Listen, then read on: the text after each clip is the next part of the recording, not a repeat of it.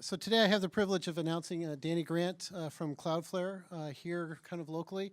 Dani's a product strategy person out of the Cloudflare team. She's had a very interesting past. I learned this when she brought her bio information here. So she's been part of the Hackers of New York. So you have very cool stuff there. An intern for BuzzFeed's product team and has designed infographics for Young&Rubicam. And very interesting thing. She's spent time in Shanghai, China, certainly well-traveled, and then spent time in Bhutan with a team doing delivery of medical supplies using drones. So very cool kind of use of new technologies and stuff. So I don't know if they had IPv6 connectivity. I don't know. Yeah, so no grilling, okay. So anyway, Dani, go ahead and take it away. Cool. Hey, guys. I changed my slides a little bit before. I just really want to tell you, I don't know if I can. Well, you'll never know.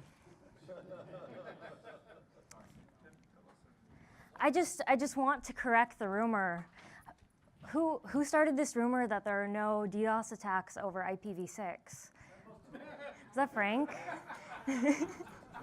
So I want to show you what we see on our network. We see a lot of DDoS attacks. So this is just DNS packet floods. It's the only thing I had kind of on hand. And so this is a stat we pulled looking from about mid-October to mid-November. And it was about a little bit more than a fifth of our DNS packet floods are over IPv6. What I will say is that we see fewer DDoS attacks over v6 than v4. They're typically smaller, and we don't really see any attacks that are pure v6. Usually they're v4 and v6. If one of you want to start the first v6, I'm kidding. I work at Cloudflare. We're a proxy that 6 million developers use. We sit in between the client and the server, and we make applications faster and more secure. Every month, we serve about 1.4 trillion requests to almost every person that uses the internet. It's about 2.5 billion people that pass through our network every month. What I want to talk to you about today is I want to give you some backstory about Cloudflare and IPv6. I want to show you some of the data that we see on our network. And then I'm a DNS person, so we're going to talk about DNS. So for background, at Cloudflare, we've always kind of been a bridge for sites that traditionally couldn't have had any sort of connectivity over v6. Because we can proxy connections, we can proxy a connection over v6 and then relay it over v4 if a host traditionally couldn't accept a v6 connection. And that is enabled just through a toggle, which for the last year has been default on when you join Cloudflare, you just get IPv6. And actually, when you turn it off, we remind you just how medieval we think that is. So then that's been on for about a year. And then in August, we decided to do something a little bit different. We went back and retroactively enabled IPv6 for all the millions of sites that joined Cloudflare before this was default on that missed the opportunity to have IPv6. So it took about 86 days for us to enable IPv6 for a few million websites. It was from the 21st of August to the 14th of November until 98% of all of the applications behind Cloudflare had IPv6 connectivity. So here's something cool. This is our network traffic during that time.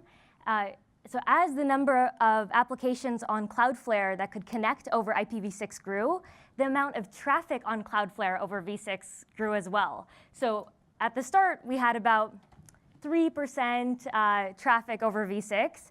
And then by the end, it had tripled. So it was like 8%, but would peak around 10%. And so now we had all of this data and traffic over IPv6. So now I can show you what we see. And really the question is, who is promoting IPv6? Like, who do we think? So it's maybe interesting to look at who are the countries that have high IPv6 adoption. So these are the top 10 as of last week. And there are a few interesting ones to look at here. The first is Belgium. When we last looked at these stats back in November, Belgium was first on this list with 56% of their traffic going through V6. It's kind of declining. So this is their traffic over V6 this year in 2017. They started the year at about 63%. Now they're about 46%. It's about a 30% drop. So it's still very, very high, but it's an interesting decline.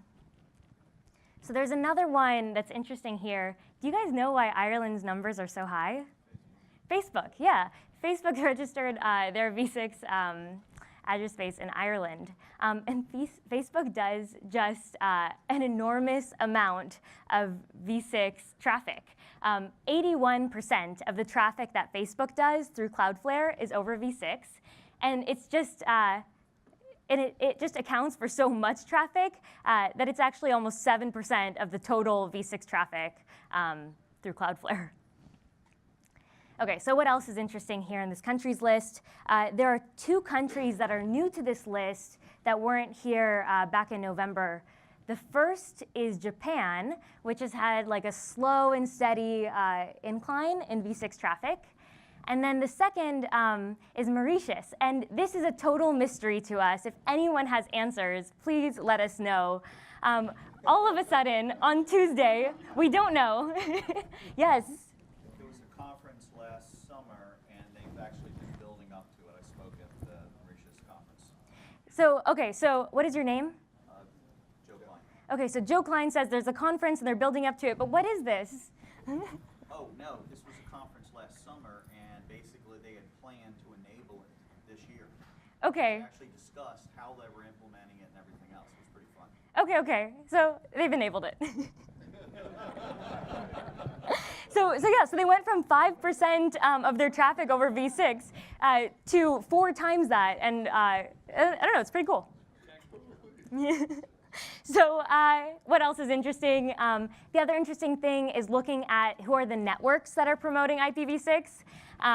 So this is a graph showing the networks by IPv6 traffic versus their relative bandwidth through Cloudflare. So the farther left network is on the graph, the more bandwidth it pushes through Cloudflare, and the farther up it is on the graph, the higher percentage it does over IPv6. So for example, Facebook does a really high percentage of traffic over IPv6, but does less traffic through Cloudflare than AT&T or Comcast. So these are the top 10 networks, just by bytes, of traffic on IPv6 through Cloudflare. What's really, really interesting is just these top 10 networks make up more than half of Cloudflare's total IPv6 traffic. These are the top 10 by IPv6 ratio. And actually, it's worth looking at the top 20 just to point out all of the mobile operators here. So mobile is 50% more likely to choose V6. So about 21% of mobile traffic is over V6, and about 13% of desktop traffic is over V6. In mobile, iOS sends a little bit more traffic than Android. So iOS sends about a quarter of all of its traffic over V6, and Android sends about a fifth. We also looked at Windows. And with the exception of Vista, it seems that the newer the OS, the more traffic it sends over IPv6. So XP in 2001 sends about 1% of its traffic over IPv6. And then Windows 10 from 2 years ago sends about 18%. So we also looked at DNS. Here are some non-remarkable stats about DNS and IPv6. So we do about equal parts IPv6 traffic over DNS and HTTP. We do about equal parts IPv6 traffic over DNS and have unique IPv6 addresses doing V6 traffic in DNS. This is kind of neat. Also non-remarkable. This is a map of where we see Quad A queries in the world, and it kind of matches up perfectly to where we see HTTP requests over IPv6. This one's kind of fun. This is where we see queries for A6 records, which is a deprecated record type that preceded Quad A. We get 7 million A6 records a day, you guys. And these are the networks that are sending A6 queries. This top one is Changhua Telecom in Taiwan, which is why you see so many of those queries in Taiwan. By the way, if you have a domain on Cloudflare, you can like follow along and see what those stats are for you and your site. It's really easy. OK, I promised DNS. So we think it is just like a little silly that it takes 2 queries to find out the v4 and v6 address for a host. In 2017, you guys. And so we think this is the thing that should probably change next. Because what we really want is for a client to be able to, in one query, get all the addresses for a domain. Not only would it just reduce resolution time, right, reduce the number of round trips, but also it would pre-populate all of these DNS caches with v6 addresses. So that would make v6 faster. What we think the solution looks like is a Metaquery that returns A and Quad A in one record. This is what we think it would look like. This is actually implemented in code right now. You can try it with any domain on Cloudflare. We're actually trying it out with one major resolver in the next few weeks to see a test, to see does this actually increase the amount of IPv6 traffic through Cloudflare.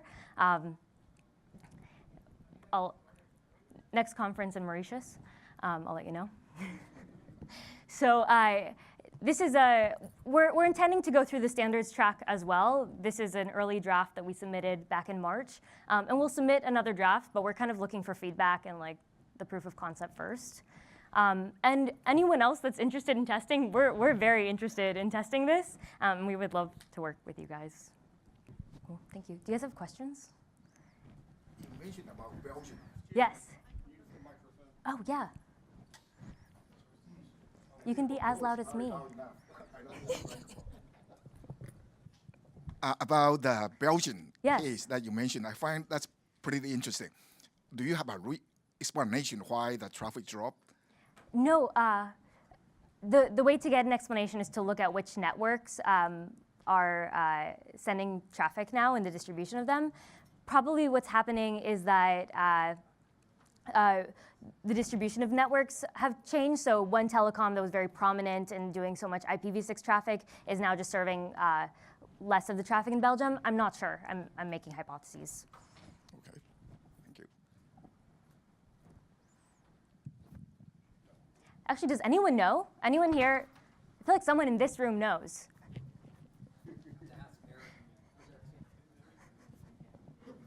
Hi. What tools did you use to generate those graph statistics? Oh, I used Google Sheets. Really good at Google Sheets. And Grafana. Any other questions? Cool. Thanks, guys.